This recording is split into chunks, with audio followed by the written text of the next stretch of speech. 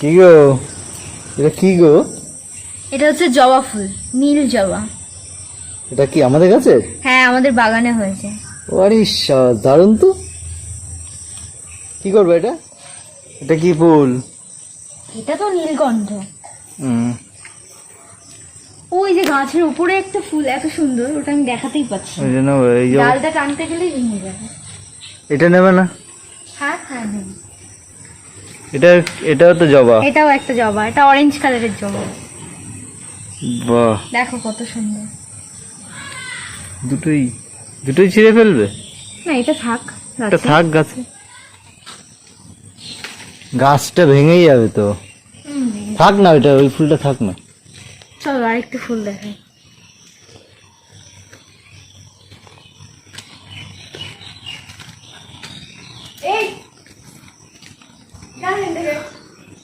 এই দেখো,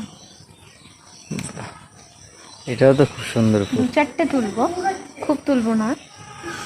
ফুলগুলো গাছে আছে, কত সুন্দর লাগছে।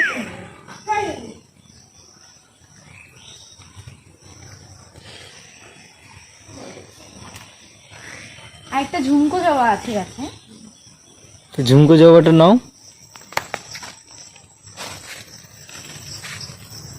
এই দেখো আরেকটা নীল জবা। বাহ, এটা তখন খেয়াল করিনি, তবে এখন তুলে নিচ্ছি।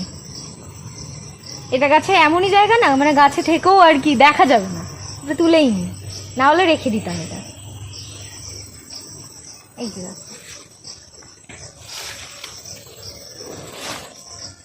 আরেকটা দেখো, ঝুমকো জবা। দেখো ফুলটা,